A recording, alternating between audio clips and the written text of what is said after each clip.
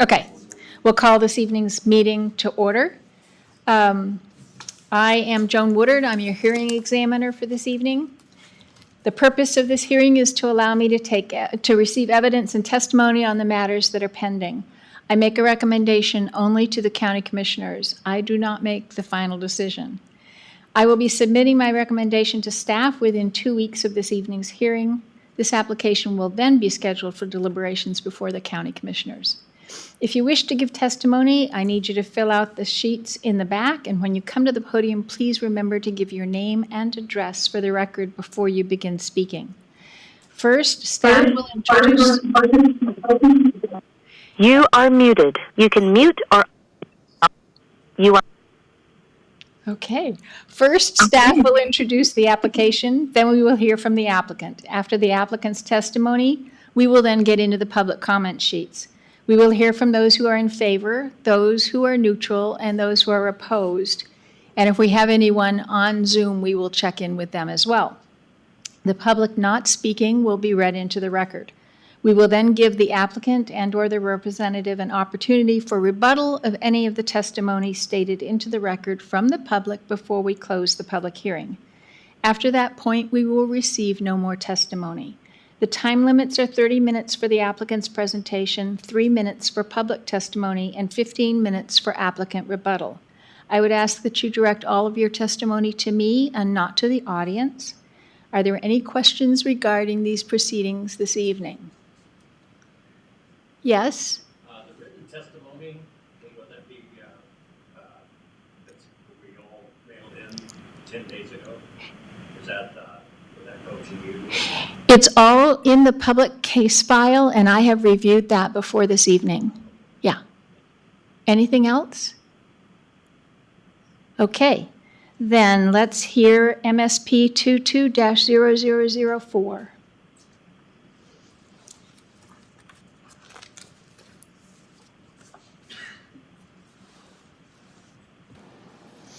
Good evening. For the record, Vlad Finkel with Kootenai County Community Development. As you just stated, this is a request for a major subdivision called Lakestone Estates. The subject property is located in the northeast corner of Kootenai County in Bayview area off of Perimeter Road. The current zoning designation is restricted residential with the minimum lot size of 8,250 square feet allowed in the underlying zone, and the comp plan designation is shoreline. As you can see, based on the zoning map, there are a number of zones in the area. You have rural directly to the west, and this is the location where Farragut State Park is located. You have commercial to the north across Perimeter Road, where you have an existing, I believe it's an RV park, as well as a mini storage facility. You also have a post office to the northeast of the subject property, and then the remaining area to the southeast of the property is a mixture of, I would say, mostly residential, and as the closer you get to the lake, some of it is commercial. So there's a variety of different parcel sizes as well as zoning classifications in the area. It's the only part of the county that appears like a city, but it is not an incorporated city. It's unincorporated area of Kootenai County. This is an aerial overlay, 3D Google overlay of the subject property in question. A majority of the property is heavily vegetated, and there is an existing Bayview Creek that's running along the east property line of the subject property in question. Before I get into the specifics of the current request, I'd like to provide some background information for the public as well as you, although it has been addressed in the staff analysis of the staff report with respect to a previous decision that was made by the Board of County Commissioners in case number S-847P-06, I believe in March of 2007.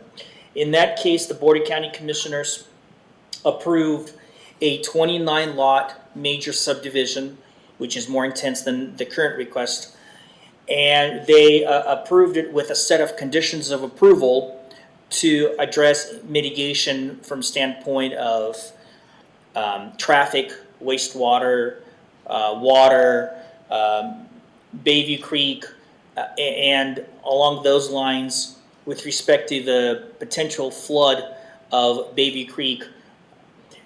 At that time, reading through the order of decision, there were a number of public comments that were raised by some of the adjoining property owners with concerns that Bayview Creek could potentially flood and have an impact on the adjacent properties, and the concern was that this development could further exacerbate that issue if there was development in close proximity to Bayview Creek. This is the photo. This is an approximate location based on the aerial overlay as well as the legal description of the subject property in question.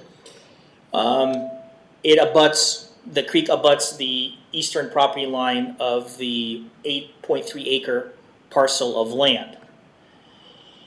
At that time, these are some of the photos. A majority of the creek, there's a culvert that runs under Perimeter Road, and then it goes south towards the lake.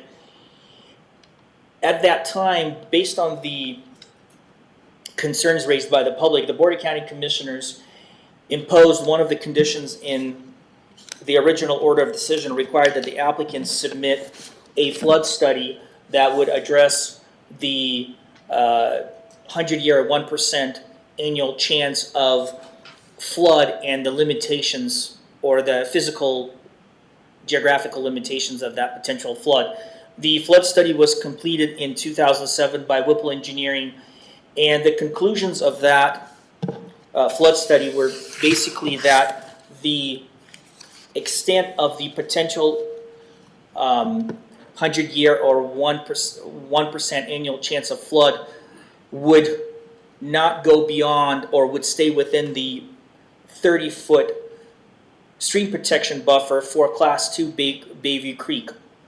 And at the time, in 2006, it was determined that Bayview Creek was a Class 2 stream that didn't have any fishery in it, and therefore it would only require a 30-foot stream protection buffer on both sides of the ordinary high water mark of the creek. And the conclusions of that flood study was basically that the likelihood of a flood study, or not the likelihood, the potential for a 1% annual chance of flood, the base flood elevation would stay within the 30-foot stream protection buffer, and therefore at that time no additional review was necessary, and the lots that were adjacent to this proposed, or the proposed lots that were adjacent to Bayview Creek would not require any further review. They could apply for building permits as long as those structures were outside of the 30-foot stream protection buffer. So in last summer, the applicant submitted a 25-lot major subdivision with a similar layout as the previous decision approved in 2007. However, there were 4 fewer lots. It was down to 25 lots with a circular interior road design with the primary access off of Perimeter Road, and then the extension of the interior road would connect with Fur Road, which would be improved to connect with Schaefer Road to the south of the subject subdivision. It's very uncommon, but we immediately started receiving comments from the public while we were going through the agency comment period, and before we reached the public comment period. The folks in the community found out about this proposal and started contacting the department about their concerns and misclassification of Bayview Creek. Some of the comments were very compelling, and we felt that further analysis needed to be done. In fact, the original response that we got from from the summer original proposal from both Idaho Department of Lands as well as Idaho Department of Fish and Game, that the conditions or the classification of Bayview Creek have not changed. But we felt that a number of public comments that were submitted had some scientific data as well as some accounts by professionals in the field, wetland biologists that may have worked for Department of Environmental Quality in the past that necessitated further review. I personally requested review of those documents that were submitted by the public from Idaho Department of Fish and Game. And I requested that they clarify whether or not the information that's being submitted is worth additional research and potentially reclassification of Baby Creek as Class 1 stream, which then would require a 75-foot stream protection buffer along the ordinary high water mark. I think it's important to make emphasis on that because due to the small lot size of the lots along the creek, it was very clear that if the classification of the creek were to change and the buffer had to extend more than twice the size, it would render a number of these lots as unbuildable because there would be very limited space to develop them, even with just a primary residence without any outbuildings, due to the setback requirements in the restricted residential zone. So I made Ms. Kruger, who's the applicant on this request, aware of the issue, and she was very understanding, and she said, okay, let's find out what the status or further research by the Idaho Department of Fish and Game will be to evaluate whether this project needs to be modified. So it took a while, but the Department of Fish and Game did respond, and they did agree that the evidence submitted by the public, as well as some of the information they received from their staff, were compelling enough to reclassify Baby Creek as a Class 1 stream due to existence of fish habitat within the creek. And therefore, this is a Class 1 stream requiring a 75-foot buffer. When that decision was submitted to our department, I immediately contacted Ms. Kruger and I advised her. She was aware of it, she was understanding, and she said we will redesign our request to comply with that requirement and address it as needed. In the meantime, we were still receiving comments from agencies, and it appears that a majority of the public comments, or excuse me, agency comments that we received are very similar to those that we get from other agencies. Building permits from our building division, highway district, road development agreement requirements. There was a requirement for a traffic impact study that the applicant completed. There was another requirement for a turn lane analysis that the applicant would have to do prior to final plat approval, which I also confirmed with the Lakes Highway District Director that can be accomplished while they're going through final plat review should the preliminary approval be come to fruition. We did receive comments from pretty much everybody that was very standard. One comment that I'd like to point out was from Bayview Water and Sewer District. And I'd like to provide some clarification with respect to their response. When I originally read the letter that they submitted, it was consistent with some of the previous ones we have received, that they have the willingness and capacity to serve as long as the applicant met certain conditions like annexation, improvements, impact fees, and so on. But the interesting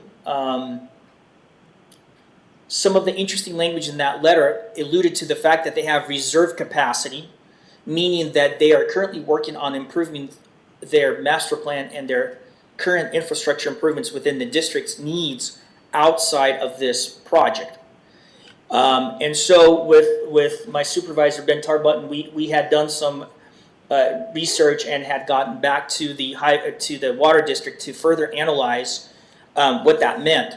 Unfortunately, they responded to us following the issuance of the staff report that they are looking to have the improvements in place for the district needs sometime this year, and that the remaining improvements that are associated with this project would come through the final plat review.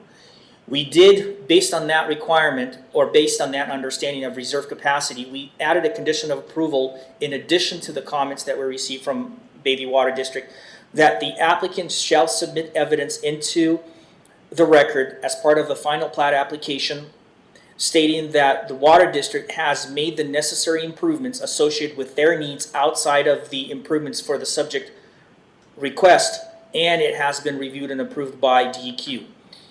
The reason why we believe that's important is because A, the district does acknowledge that they are making improvements to their facilities, and B, a number of public comments alluded to the fact that there are concerns with the water pressure that are questioning whether or not this project can be served.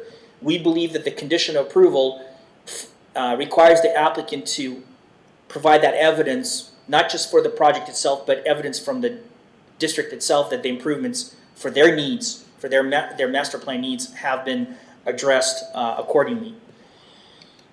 So going back to the revision of this request, the applicant submitted a modified major subdivision with a 75-foot buffer.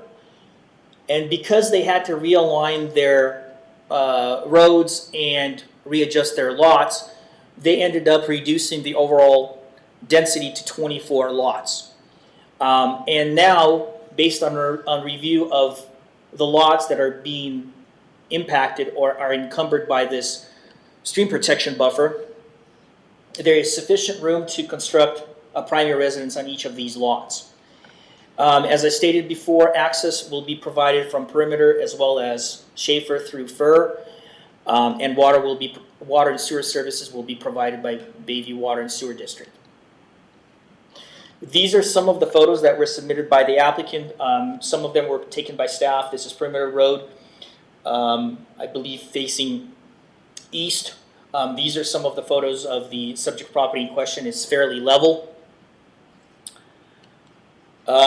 We did receive a total of 3 comments with concerns about the creek classification, but there was no position whether they're in support or opposition of the request. We did receive a total of 19 comments in opposition during the public comment period. The concerns were raised with respect to the creek classification, which the applicant addressed, additional traffic and density.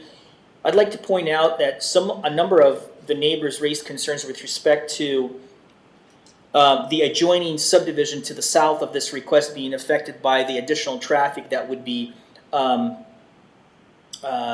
created from this subdivision.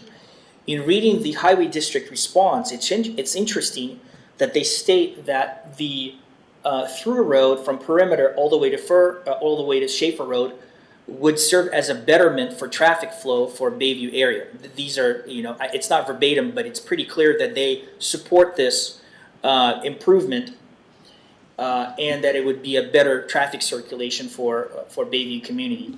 The road will be constructed to the Associate Highway District standard and turn over to the Highway District, and that has not been opposed by the Highway District. So moving forward to staff analysis. Typically, we just recommend that the applicant complies with the recommendations from agencies with conditions of approval set forth in the proposal, but I wanted to provide a little bit more clarification due to the complexity of this project. We believe that the concerns raised with respect to the creek itself and its classification have been appropriately addressed by the applicant. The plat has been modified to address the 75-foot buffer. We believe that the flood study that was completed in 2007 addresses the concerns that were raised at that time, and that the findings of the engineer at that time,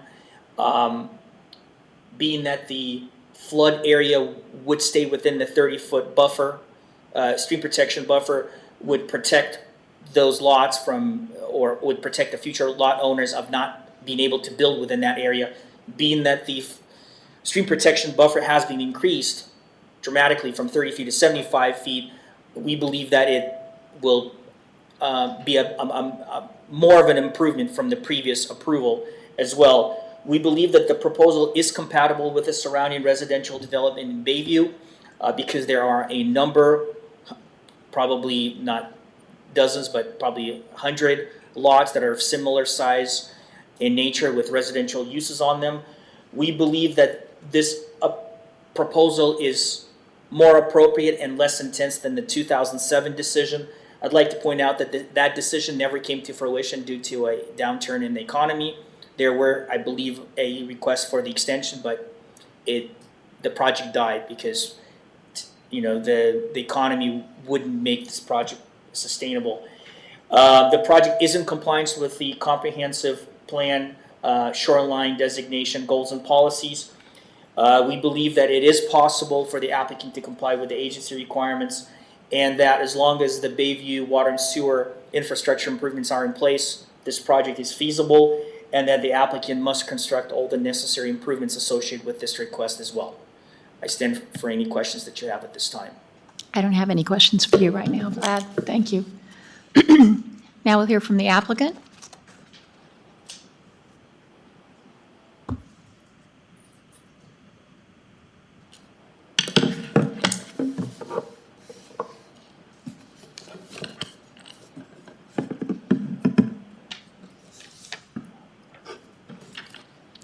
Hi, my name is Connie Kruger, and I represent Gary and Emma Schmidt on this subdivision proposal. With us tonight, we have. I think we need your also- address, Connie. I'm sorry? We need your Oh, address. my address, of course, yeah. 1859 North Lakewood Drive, Suite 102, Coeur d'Alene, Idaho, 83814. Thank you. As I mentioned, I'm representing Gary and Emma Schmidt, and I also have Gordon Dobler here, who is our project engineer. So he'll come up after me and just address some of the work that he's done on the project. So, and I'm not familiar, is this the clicker? Okay, so pretty simple. Okay, so Vlad has already covered the project location. Kind of briefly.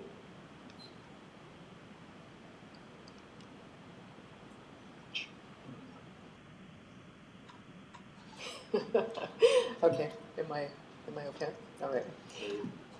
So really just relative to the location, you can see in green where we are related to this kind of more urbanized area of Bayview. And then moving to the graphic on the left, you can see where we are relative to Athol and some of the additional support services that are down in that area along Highway 95 and Highway 54.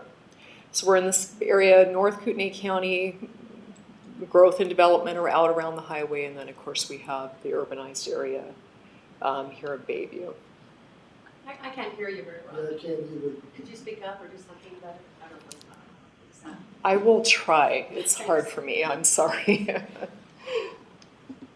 I think I have a little bit of an issue here. Is it down? Okay, that might be it. There we go. Okay, so a couple of key items on this proposal. The property is zone restricted residential, and that is an 8,250 square foot minimum lot size. Within that, the single family residential units that we plan to build are a use of right. As I've already mentioned, we're located in an urbanized area where there are urban properties, but there are also services. So there are commercial services, there's a post office, there are water and sewer district, fire safety, different services that are available in the area. We're on the south side of Perimeter Road, which is a collector road, which is capable of carrying our traffic volumes. And we have a low peak hour traffic, and I'll get into more detail on all of these in a minute. Again, we're located within the Timberlake Fire District, Lakes Highway District, and Lakeland School District. And any emergency response in this area would be provided by Kootenai County Sheriff, Timberlake Fire District, and Kootenai County Emergency Medical. As you're aware, we have a variety of agency responses where they've either approved it with conditions, or have provided comments.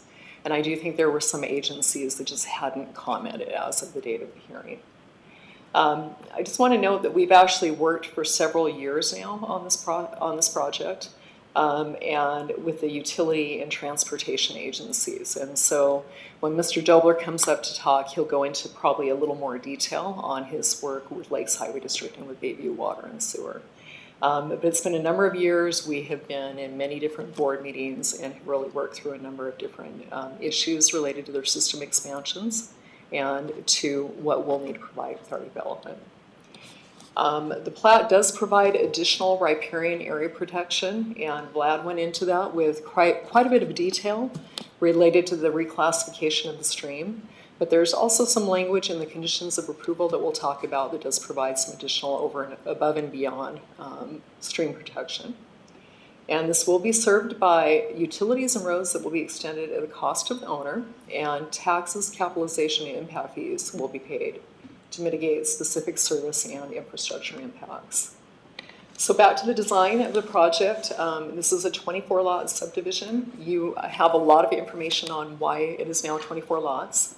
And again, just kind of going through some of the highlights of this, we have conferred formally with Lakes Highway District, and with that, lots of discussion on that access at the north end on East Perimeter Road, and also Lake's desire for us to connect to the access to the south to North Fir Avenue. In our original design that we approached Lakes with, that wasn't our proposal. We had more of a closed loop, and they requested that we provide for that connectivity.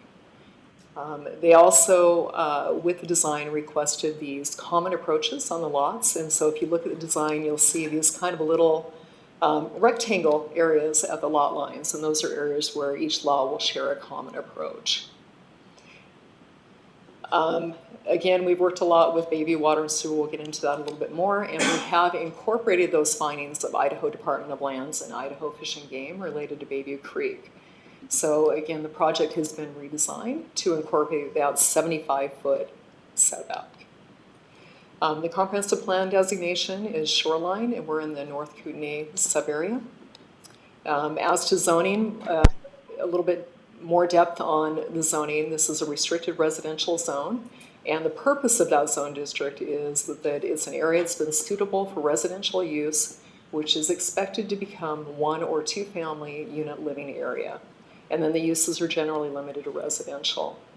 With our project, our minimum lot sizes are averaging 13,000 square feet with a range of 10,000 to 21,000. The minimum lot size in the zone is 8,250, so our lots are larger than the zone minimum. Again, single-family dwellings are a use of right within the zone district, and I've provided information there on the setbacks, just for you to be aware that we've designed with that in mind as we have looked at buildable areas on our lots. This graphic shows the surrounding area. Our property is the property with the blue star, and you can see that we have restricted residential, which is the same zoning that we have, in yellow, which is to the north, to the east, toward Lake Ponderay, and to the south.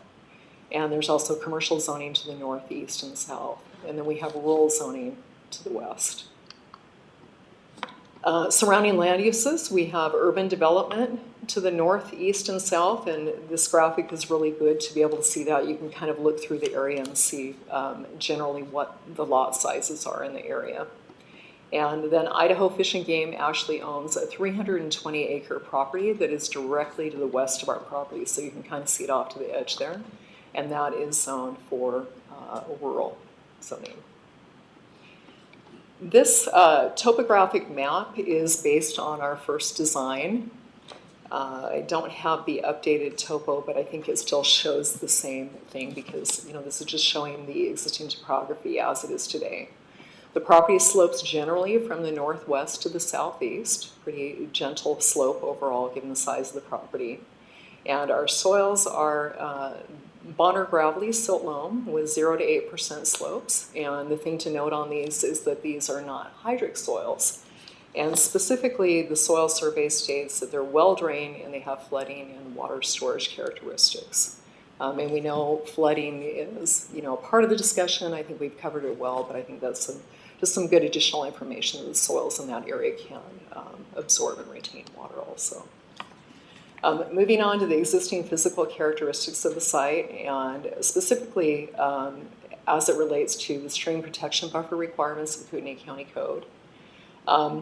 In our mapping, DEQ has mapped Bayview Creek as a perennial stream. It also drains from the northwest to the southeast, and it drains down into the community of Bayview and into Lake Ponderay. We have a 24-inch culvert, which is at the south end of the property, and I have a picture of that I'll show you a little bit later. Bayview Creek then flows through town, and it empties via culvert above Lake Ponderay. We had a Class 2 stream when we started the project, and as you're aware, this has been upgraded to a Class 1 with a new 75-foot buffer. Moving on to flood damage prevention. This property, if you take a look at the graphic to the right, that is the National Flood Hazard Layer Viewer from FEMA.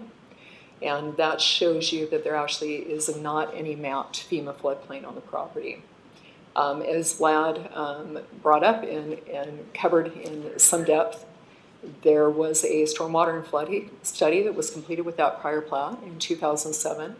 Our engineer, Gordon Dobler, has reviewed that, and he also went back and consulted with the engineer who prepared that report and compared his conclusions with theirs.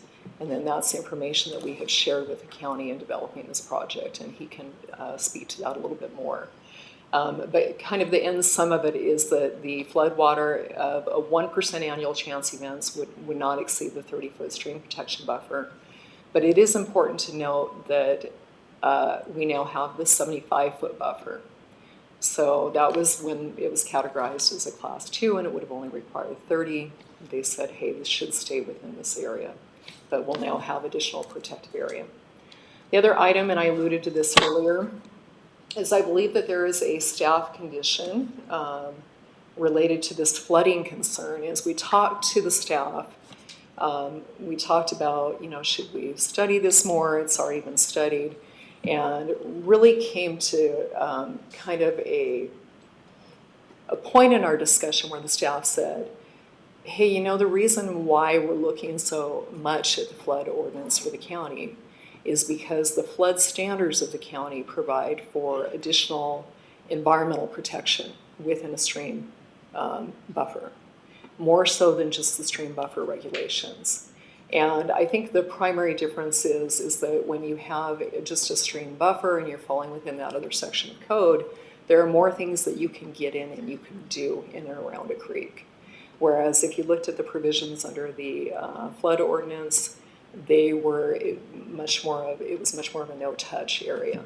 And so the staff asked if we would agree to a condition on our plat related to that, and we have agreed to that, and I believe that that was incorporated into a condition of approval in one of the recommended conditions. Just one of the things that we noted, again, we read through the public comments, and we know that flooding is of concern. And so I think this is just a good graphic showing you within our own property, and you've seen other imagery, the property is the creek has a culvert on the north end, culvert on the south end. Within the property, it flows fairly freely. As you move through town, there are areas where it looks like the stream has been realigned, and that's to follow road alignments. So if you take a look at the upper right photo, that's a good one that shows something that, the property owner has beautiful property, but they've kind of put in a water wheel, and they have, creeks, and you can just see that, the stream has been routed, kind of following the road alignment a little bit more in that area. This property, or this photo down in the lower right is, it's a little bit cut off, but that's the culvert that's at the south end of our property, and that's one of our surveyors standing there with it. In the upper left, if you look, a little bit hard to see, but if you look, there's actually some water that you see coming out of the other end of the culvert, and that is where Bayview Creek enters down into Lake Pend Oreille. And of course, water levels may fluctuate. This just happened to be a photo. I was up in Bayview one day eating lunch and just looked out the window and saw that and grabbed a snapshot of it. The photo down in the lower left shows the culvert at the north end of the property. And that's a really good photo because that photo was taken during a very high water event that we recently experienced. And so I think that's something nice to show how that impacts our property. As to transportation, if you take a look at the graphic up in the upper right, that is actually taken from the KMPO functional classification map. It's a little bit cut off, but you see in yellow that KMPO has classified Perimeter Road as a minor collector. And with that, it has access to the regional transportation systems and services. And we talked earlier about how we're in proximity to Highway 95, and we're able to access services within that corridor, as well as within the communities of Bayview and Athol. You'll see in the comment letter that Lakes Highway District has requested quite a number of different things. And again, we had a lot of discussion with them about this project. And I do want to note that this list reflects on the latest design that you see at the right. The county staff went back out to Lakes Highway District after our project was submitted and requested additional comment. And so these are the requirements that they would like based on this design. And those are dedication of right-of-ways and easements, so this will be a public road system, an internal road system with northern access to Perimeter Road, the single shared approaches that we discussed earlier. And then if you take a look at this kind of center column of lots, they are limiting access on those double frontage lots so that you can only have access on one side of that block. And I believe that it will be on the west side of that. They're also limiting street parking in the winter months, and they are requiring a road development agreement for East Perimeter Road. And they will require a turn warrant analysis to be completed prior to final plat, and Vlad spoke to that. But basically that would be our engineer providing additional information to them to decide if they feel like we need turn lanes out within perimeter. And if they do require that, that is something that we will construct.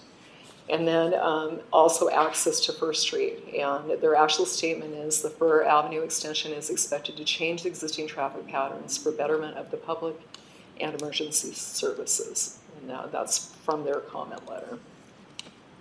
Moving on with a little more detail, our internal road system is designed to a Lakes Highway District rural local access standard. And you can see our typical section, and our typical section reflects the local access standard that is probably one of the kind of the greater standards that you see out there. There are cases where you can bring a local access road down to 22 feet wide, and you can kind of work within a more constricted profile. We actually have 14-foot lanes each direction, so we're actually a 28-foot wide road. And you can see at the edge of the road that we have shoulder and we have stormwater facilities. There were public comments related to sidewalks. The Lakes Highway District local access road standards do not require sidewalks. And so we've designed in accordance with that, but I did note that that was part of the public comment that was received. I mentioned Dobler Engineering. They did prepare a trip generation letter, and the conclusion was that 85% of weekday and peak hour traffic will use East Perimeter Road, with the remaining 15% using North Fur Avenue. So this would equate to about 21 peak hour trips on East Perimeter and 4 peak hour trips on North Fur Avenue. Moving on to utilities, we do have a will serve letter, which is dated April 21st, 2022. That was no small feat to obtain that will serve letter. Again, this represents probably well over a year of work to be able to obtain that. For our project, we will extend water. We'll be connecting to a 4-inch water main in East Schaefer Street and a 6-inch main in East Perimeter Road. And we also will be installing fire hydrants in accordance with the requirements of Timberlake Fire District. For sewer, we'll have a staged effluent system. This is a little bit different.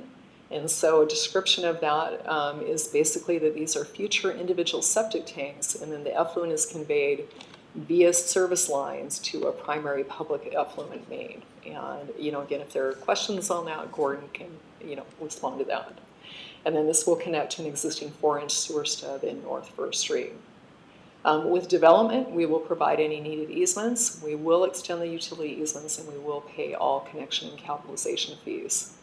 And we do have the statement from Bayview Water and Sewer District that they have adequate capacity to provide the sewer and also to provide potable water, also for fire flow. And we are aware of the staff condition related to this, and we think that that's an appropriate condition. Agency comments have been covered in some depth, but again, we just want you to know that we have reviewed all of those. We're aware of them. We're aware of the requirements. There were some additional requirements which were within the fish and game conditions, and those would be incorporated into CCNRs for our development. And I believe that staff has also made that a condition. So at this point in time, we feel that these are all fairly standard conditions, and we feel that they're appropriate, and we have no concern with complying with them. So I have, a recap slide here, which is the same as the slide that I introduced. So I'm not going to go after that again. Gordon is here, and he can follow up. Do you have any questions for me before I bring him up? Not at this time, thank you. Thank you.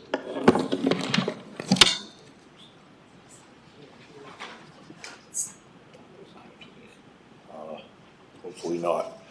Thank you. Gordon Dobler, Dobler Engineering, 580 Capstone Court, Hayden, Idaho. So most of the ideas or most of the issues have been touched on, but I want to expound on a few that were my specific area of concern. I'll start with the flood study review. As Connie said, I have reviewed in detail the previous flood study that was done and completed by INC and spoken at length to the engineer that did that study. We also are concerned about flooding. There's some impoundments that affect this subdivision that we wanted to make sure the study was done. We agreed with the parameters. So I had several discussions with the engineer on the parameters that he used, the area that he encompassed, the methodology, and specifically that he included those impoundments in his previous analysis. And I'm satisfied that that methodology was accurate and accurately depicts the situation and the topography, including the upstream and downstream culverts that affect this property. His conclusion, as staff has said, is that the resulting 100-year flood is contained within the original 30-foot buffer. And in fact, I think the largest surface area, or the largest width of the floodway at 100-year flood was 15, 18 feet, which half of that would be, that's centered on the center line of the stream. So half of that would be, 7, 8 feet, and we have a 30-foot buffer.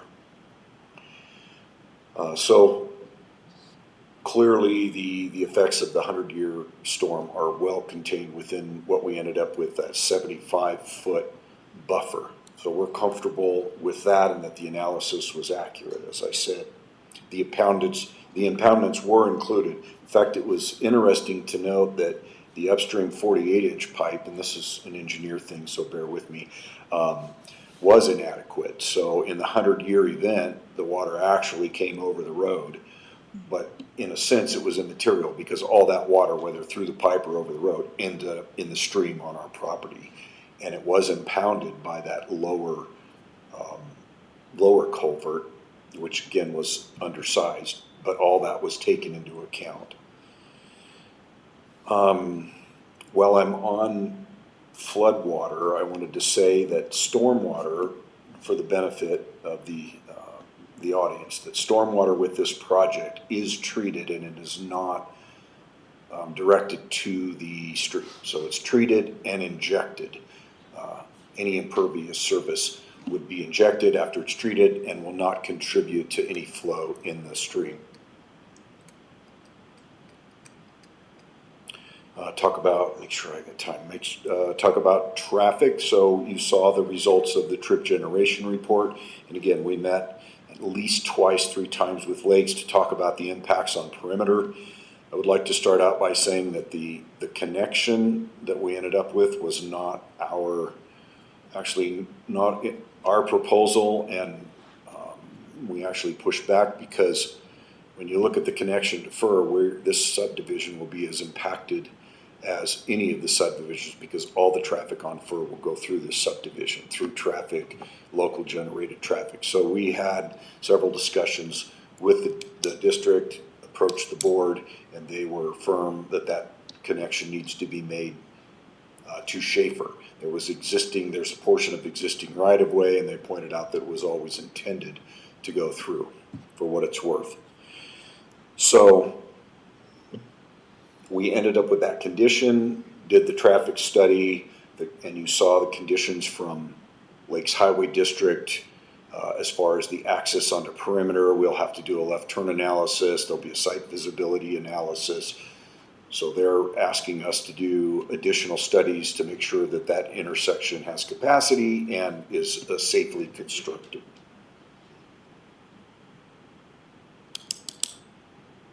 Water and sewer capacity, let's talk about that for a minute. Again, Connie said we've been working on this project for over a year and a half. And in that time, we've had detailed discussions with Bayview Water and Sewer. I personally have contacted their engineer to discuss capacity.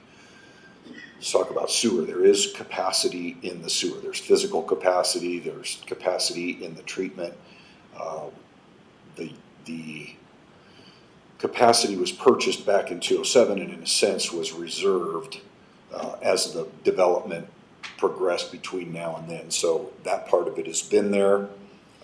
We confirmed that the 4-inch lines do have capacity between our subdivision and the outlet facility.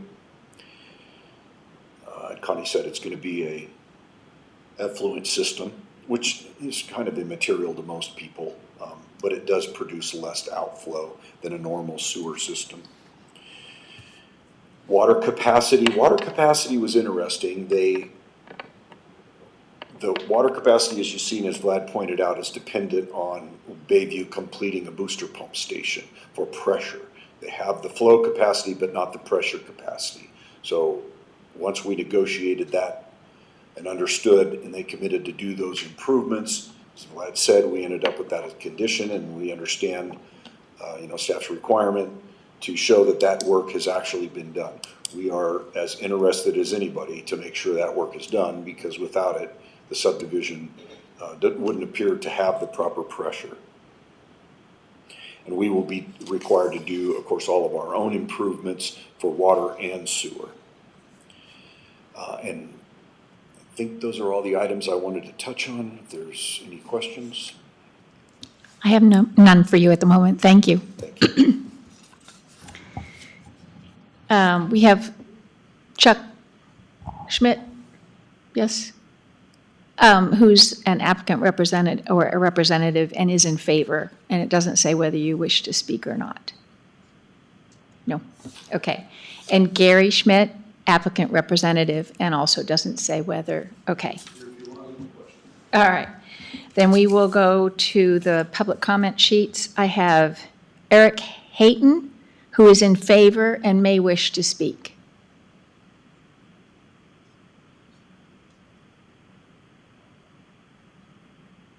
No? Okay, Greg DeWitt is in favor, doesn't say whether you wish to speak or not. No. Okay. Barry Eichelberger, in favor, does not wish to speak. Okay. I have no neutrals, and here am I opposed. Suzette McGoldrick, opposed and wishes to speak. Yeah. Can I use this board over here? Does that feel okay? Yep, but we need to keep you with the speaker, I'm 16131, East Fur. for, Bayview, okay, 83803. okay. Am I okay over at this board? I'm not sure whether we'll have, Well, I need to do an illustration. okay, he's going to get you a All right. Terrific. microphone. Okay. Oh, that's so nice of you. I appreciate it. Okay. Terrific. Thanks much. Okay. Should I hold this or? Sure. All right. So here is the exit of this development that we're doing over here, and kind of the letter D. And it exits on the perimeter, which is a really great road to exit on. And here is Schaefer Street, which is 1 block long. And then that Schaefer Street goes over to Fur Street. Fur comes down to the lake. And this is east, this is west, and this is north over here, and this is south. Okay, and then there's a little bit of a block of houses here, then there's kind of a dirt road, and then here's Farragut Park. Have you been to Bayview? Oh, yes. You've been to these streets? Oh, yes. Okay. Well, my concern is the concern that now there's four streets that you can take to get out of this little town. And see, here's Fur. Here's another street, and then another one over here. And then here's the highway, Highway 54, and then you're leaving town. Okay, so, and then there's 4 streets going out sideways. There's 4 streets. So there's 22 houses. 22 people are being serviced by this road here on Fur, coming down here. 22 houses. There's 26 houses going in over here. Now, I don't know how you came up with 85% of people coming and going and 15%. I'm going to say I'm not a believer on that. 26 homes has at least 1 car family. That's 26 cars. And let's say most people have 2. That's 52 cars. Now, let's say there's 22 people, 22 houses here. Let's just, for fun, let's just say that there's 25, 25, 25, and 25, just for the sense of numbers. So let's say there's 100 homes here that are being impacted by these 26 homes. And you use the words improve First Street. I don't understand what that means, improve. It's already paved. We have snow plows. We have this machine that goes by, a real faithful gentleman, ice removal. We got a post, we have mail service that just kind of hits in and out of here. The garbage service, sewer. Anyway, it's very rural. On a Friday night from 5 to midnight, there might be 2 cars that drive by. Maybe 2. I live right here. And the golf carts, maybe 8. 8 golf carts, and maybe 16 people will walk by. This is very rural. This is a very sleepy lake town. This road doesn't need improving. Why should we service 26 houses? Why should we take that burden in our town? You're going to change our entire town. You're going to have cars going by. We have dogs and cats and kids and bicycles and motorcycles, a ton of motor vehicles and whatnot. And again, this town here, we don't have much commercial things. We don't have many commercial things going on. They're over here on this road here, or they're way up here by the lake. It's very residential, strictly residential. Now, I just bought last October, the end of October. I'm a real estate broker. I'm really into development, big time into development. I'm a broker in Washington. I bought because it was nice and quiet. I never dreamed that you'd be dumping a whole bunch of traffic down here or here or here or here. Why couldn't you dump it back out? Why couldn't you take the entrance and the exit both here or move this one over here? Why does it have to dump into town and destroy our little community? I think your time is up. I don't understand. Is anybody in favor of that, or does anybody go for that? I'm shocked. Okay. All Th- right. thank you. I'm finished. Thank you. Okay. Harvey Brannigan, opposed, may wish to speak. I'd like to speak just briefly about the suggestion that this is a 1-in-100-year floodplain. I've lived in Bayview for 25 years and I've had boats there for another 25. And Scotty, my neighbor, owned the Mercantile for years. And there were twice while he owned that property that I've stood there and watched water flow into the Mercantile on one side and out the other. You know, the fact of the matter is that culvert at the post office is insufficient to handle the flood. I don't know if you want to address that at all, but the water already cannot get through the culvert that is on the perimeter road and the post office. And the flooding has already occurred. If you talk to any of the people that are my age or older, they will all tell you the same thing. The town is flooded all the time.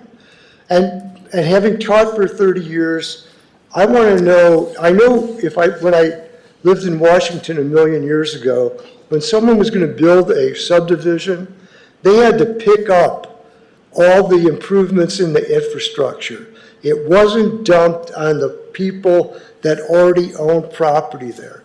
My biggest concern as a teacher is, if you put 26 homes in there, who's paying for an additional classroom or two at Ethel School? And knowing the rooms at Ethel School, there aren't 2 rooms there. So you're either going to have to buy a portable or build onto the building. Thank you. Thank you.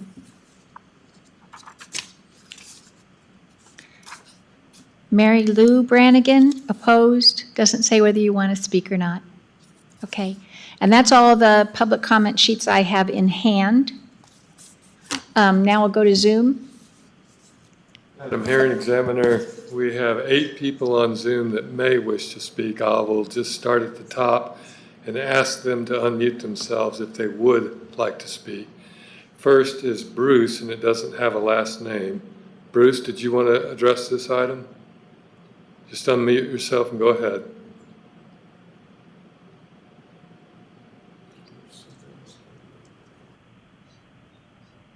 In that case, there's a person listed here under the name of Nomad.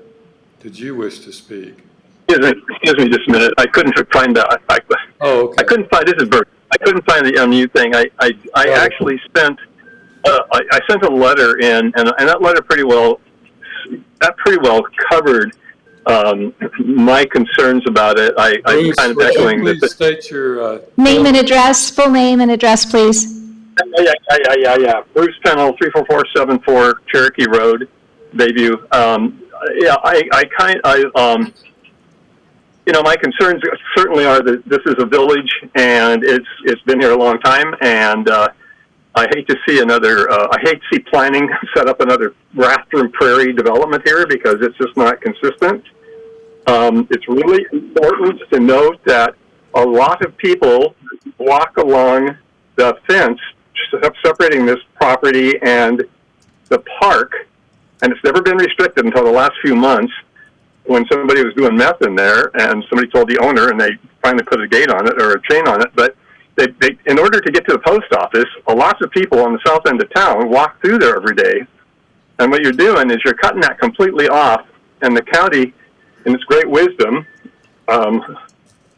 basically apparently authorized Chan Kubrick to, spruce does not go through like your maps show. I think you really need to update your stuff. You guys authorized him to close that off. And so there's really no way to get north and south through town except perimeter right now, or walking along the fence. So I'd just like you to pay attention to that. That's a real problem. That's all I have to say. Thank you. Next in order, we have Nomad. Did you wish to address us this evening? Yes. My name's Cheryl Puckett. I live at 16023 East Schaefer Street. The current transportation plan connecting First Street to Perimeter Road will fundamentally change the dynamic of traffic through Bayview. Currently, the main thoroughfare in Bayview limits traffic through the residential zones. Opening First Street Road up will cause a huge change in the traffic flow and warrants more scrutiny as to the effect on the existing neighborhoods and residents. The streets in Bayview are narrow and have no sidewalks. Increased traffic will create hazards that have not been addressed. Anything else? I challenge you to have the courage to keep Bayview's small town quaint feel. Bayview has a persona recognized by its residents and visitors for having preserved the traditional small town Idaho character. This character provides value and the identity to the residents, businesses, and visitors. A value which will be lost in real time in the community with a development of this kind. That's all I have to say. Thank you very much. Thank you.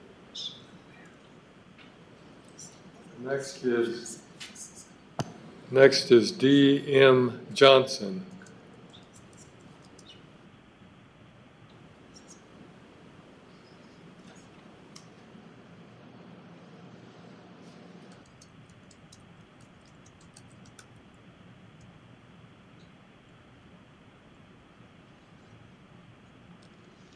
Hearing none, I'll move on to Edith. Edith, did you wish to address us this evening?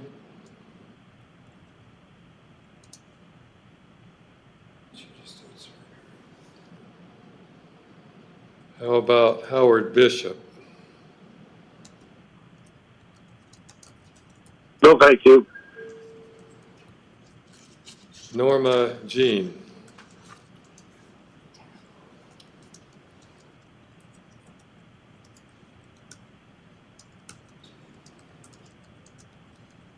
Roger Hohle? This is Roger Holy. I live at 821 Glacier Loop Road, Bayview, Idaho. I'm either for or against the subdivision, but I am interested in the restoration and protection of Bayview Creek. I made a comment in the meeting chat. Is that in the record, or do I need to read it here? You should read it into the record. If the county intends to support the Class 1 stream protection zone designation of Bayview Creek, I believe the developer should be required to include a covenant in the sale of each lot, that the buyer recognizes the SPC designation and that they understand that they are bound by Idaho Code 423803. The developer should make buyers aware that the stream protection zone is real and that they cannot violate that. That's all. Thank you. Dorothy Johnson?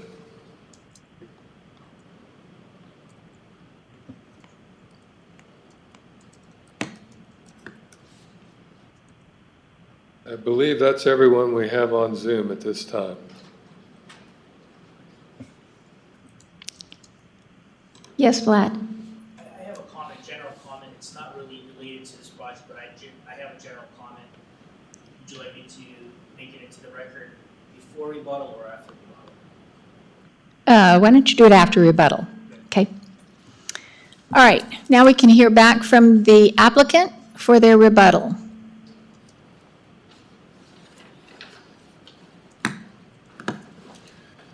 Thank you, Gordon Dobler, Dobler Engineering.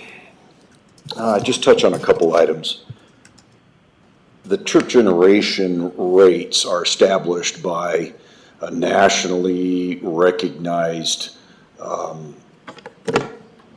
manual, thank you, Institute of Traffic Engineers, that's been developed over at least 50 years with literally hundreds of studies. So, and the number is 9.44 trips per single family residence. That's what we're in essence required to use. Again, a comment on the culverts inadequate. We recognize that also, and we've satisfied ourselves that that was taken into account when the 100-year floodplain was mapped on our property. And again, they're outside of our purview. They would be within the purview of Lakes Highway District that maintains that road.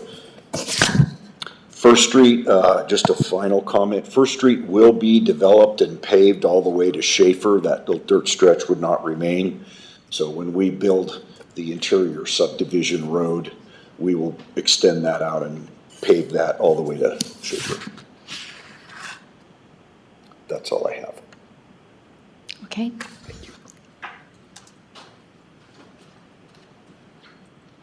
Connie, anything further in rebuttal?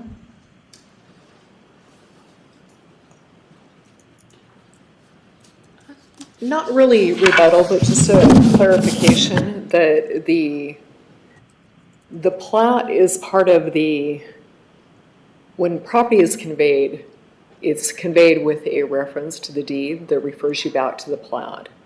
And so the plat will have the stream protection buffers on it, but the properties will also be conveyed with the CCNRs that have some of these additional protections within them. So as you convey property, there are a number of different documents that go along with that conveyance that will be there for the buyer to be aware of that.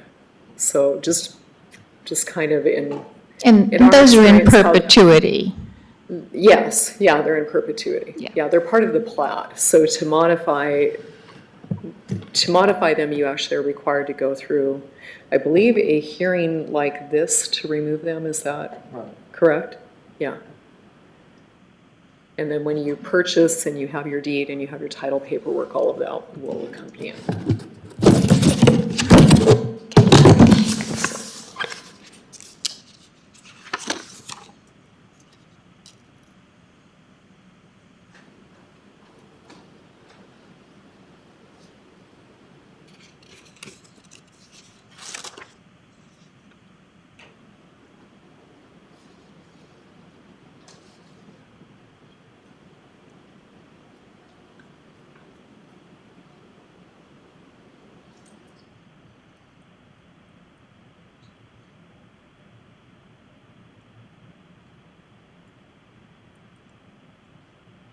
Okay, Vlad? Yes, please.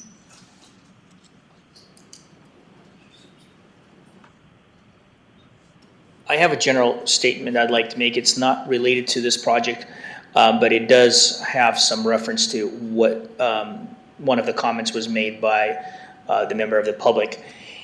We have historically solicited comments from local school districts. We have received very extensive letters with concerns about the growth rate in our area, with influx of students, with lack of sufficient classroom, as well as the funds for the expansion improvements and so forth for the school district. This discussion has come up at numerous public hearings in front of the hearing examiner as well as the Board of County Commissioners. We have expressed our concerns, so has the hearing examiner, so has the board. Unfortunately, just to let the public know, there is currently no state law, or the Idaho legislature has not come out with any requirements that would directly enforce or dictate impact fees associated with any given project.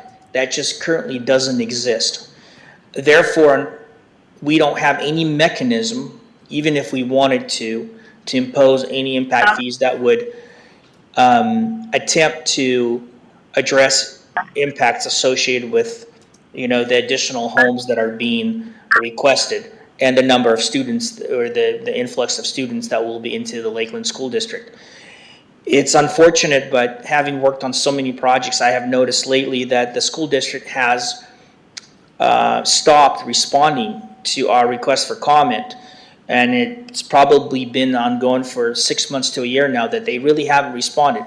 I don't know the reason for it, but it's likely the fact that because there's nothing substantial that's happening, that they have stopped. But I'm not gonna, that's just my speculation. I don't have clear understanding why they haven't commented.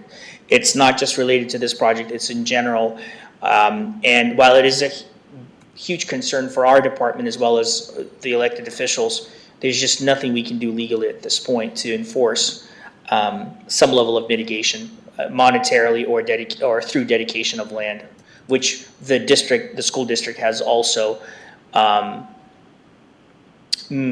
stated in their comment in the past. So dedication of land that they could resell for their monetary needs, or dedication of funds.